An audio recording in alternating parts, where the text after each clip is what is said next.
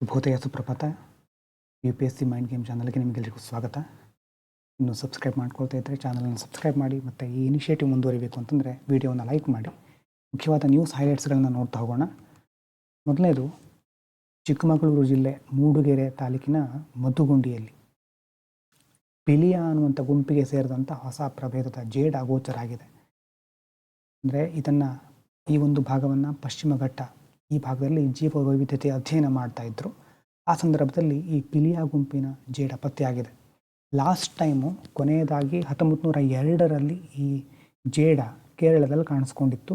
ಅಂದರೆ 123 ವರ್ಷಗಳ ನಂತರ ಮತ್ತೆ ಇದು ಕಾಣಿಸ್ಕೊಂಡಿದೆ. ಈ ಹೊಸ ಪ್ರಭೇದಕ್ಕೆ ಪಿಲಿಯಾ ಮಲೆನಾಡು ಅಂತ ಸಂಶೋಧಕರು ಹೆಸರಿಟ್ಟಿದ್ದಾರೆ. ಎರಡನೇದು ಶ್ರಿಂಕ್ಫ್ಲೇಷನ್. ಶ್ರಿಂಕ್ ಆಗೋದು ಅಂತಂದರೆ, ನೀವು ಪಾರ್ಲೆಜಿ ಬಿಸ್ಕಿಟ್ ನೋಡಿದರೆ ನಿಮ್ಗೆ ಗೊತ್ತಾಗಿರುತ್ತೆ. ಪಾರ್ಲೆಜಿ ಬಿಸ್ಕಿಟ್ಟಿಗೆ ಮೊದಲಿಂದನೂ ಸೇಮ್ ರೇಟ್, ಆದರೆ ಆ ಬಿಸ್ಕಿಟ್ ಪ್ಯಾಕೆಟಿನ ಗಾತ್ರ ಇದೆಯಲ್ವ, ಅದು ಕಡಿಮೆ ಆಗ್ತಾ ಬಂದಿದೆ. ಅದಕ್ಕೆ ಶ್ರಿಂಕ್ಫ್ಲೇಷನ್ ಅಂತ ಕರೀತೇವೆ. ಇಲ್ಲೇನು ಮಾಡ್ತಾರೆ ಅಂತಂದರೆ, ಒಂದು ಕಂಪನಿ ಒಂದು ಉತ್ಪನ್ನದ ಬೆಲೆ ಯಥಾವತ್ತ ಕಾಯ್ದುಕೊಂಡು ಹೋಗುತ್ತೆ. ರೇಟ್ ಮೊದಲಿನ ಥರನೇ ಇರುತ್ತೆ, ಆದರೆ ಆ ರೇಟ್ ಕೊಟ್ಟಾಗ, ನೀವು ಆ ದುಡ್ಡನ್ನು ಕೊಟ್ಟಾಗ ಮೊದಲು ಎಷ್ಟು ಸಿಕ್ತಿತ್ತೋ ಅಷ್ಟು ನಿಮ್ಗೆ ಸಿಕ್ಕೋದಿಲ್ಲ. ಪ್ರಮಾಣ, ಗಾತ್ರ, ತೂಕವನ್ನು ನಿಮ್ಮ ಗಮನಕ್ಕೆ ಬಾರದ ಹಾಗೆ ಕಡಿಮೆ ಮಾಡ್ತಾ ಹೋಗ್ತಾರೆ ನಿಧಾನವಾಗಿ. ಅಂತಂದರೆ ಸಡನ್ನಾಗಿ ಪ್ರೈಸ್ ಜಾಸ್ತಿ ಮಾಡಿದರೆ ನಮಗೆ ದುಡ್ಡು ಜಾಸ್ತಿ ಅಂತ ಅನಿಸುತ್ತೆ, ಆದರೆ ದುಡ್ಡು ಅಷ್ಟೇ ಇಟ್ಟು ಕೊಡೋದನ್ನೇ ಕಡಿಮೆ ಮಾಡಿದರೆ ಅಷ್ಟು ಸುಲಭವಾಗಿ ಗೊತ್ತಾಗೋದಿಲ್ಲ. ಅದಕ್ಕೋಸ್ಕರ ಸದ್ದಿಲ್ಲದೆ ಬೆಲೆ ಏರಿಕೆ ತಂತ್ರ ಇದು. ಅದಕ್ಕೆ ಶ್ರಿಂಕ್ಫ್ಲೇಷನ್ ಅಂತ ಕರೀತಾರೆ. ಸೇಮ್ ರೇಟು, ಆದರೆ ಅಮೌಂಟು, ಕ್ವಾಂಟಿಟಿ ಕಡಿಮೆ. ಮತ್ತು ಅಕ್ಟೋಬರ್ನಲ್ಲಿ ಷೇರುಗಳನ್ನು ಖರೀದಿಸಿದಂತಹ FPI ಪೋರ್ಟ್ಫೋಲಿಯೋ ವಿದೇಶಿ ಹೂಡಿಕೆದಾರರು ನವೆಂಬರ್ನಲ್ಲಿ ಷೇರುಪೇಟೆಯಿಂದ ಬಂಡವಾಳವನ್ನು ಹೂಡಿಕೆಯನ್ನು ಹಿಂತೆಗೆದುಕೊಳ್ತಾ ಇದ್ದಾರೆ. ಸುಮಾರು ನವೆಂಬರ್ 7ರ ಹೊತ್ತಿಗೆ 12,569 ಕೋಟಿಯಷ್ಟು ಬಂಡವಾಳ ಹೊರಹರಿವು ಬೇರೆ ಕಡೆ ಹೋಗಿದೆ. ಯಾಕಂತಂದರೆ ಈ FPIಗಳು AI ಕಡೆ ಜಾಸ್ತಿ ಮುಖ ಮಾಡ್ತಿದ್ದಾರೆ. ಅದರ AIಗೆ ಸಂಬಂಧಪಟ್ಟಂಥ ಕಂಪ್ನಿಗಳ ಷೇರುಗಳು ಜಾಸ್ತಿ ವ್ಯಾಲ್ಯೂ ಪಡ್ಕೊಳ್ತಾ ಇವೆ. ಅದರಲ್ಲಿ ಹೂಡಿಕೆ ಮಾಡಲಿಕ್ಕೆ ಇಲ್ಲಿ ಹೂಡಿಕೆ ಮಾಡಿರೋ ಹಣವನ್ನು ಹಿಂತೆಗೆದುಕೊಂಡು ಹೋಗ್ತಾ ಇದ್ದಾರೆ ಅನ್ನುವಂಥ ಅಭಿಪ್ರಾಯ ಇದೆ. ಭಾರತದ ಮೊದಲ ಸೌರ ಮಿಷನ್ ಯಾವುದು? ಆದಿತ್ಯ L1.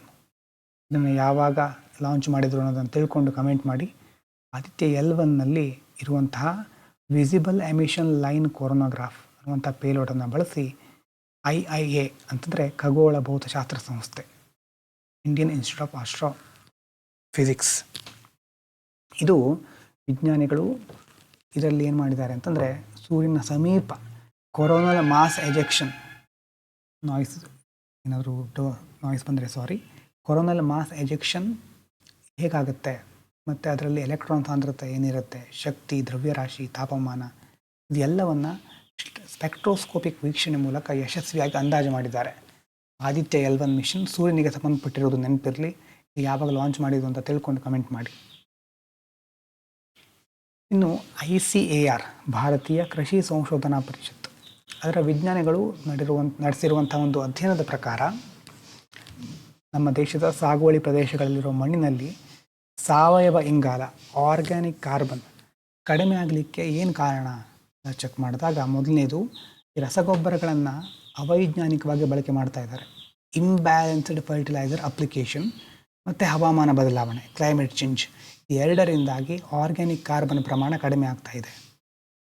ಮತ್ತು ಈ ಆರ್ಗ್ಯಾನಿಕ್ ಕಾರ್ಬನ್ ಪ್ರಮಾಣ ಕಡಿಮೆ ಆದರೆ ಸೂಕ್ಷ್ಮ ಪೋಷಕಾಂಶಗಳ ಕೊರತೆ ಜಾಸ್ತಿ ಆಗ್ತಾ ಹೋಗುತ್ತೆ.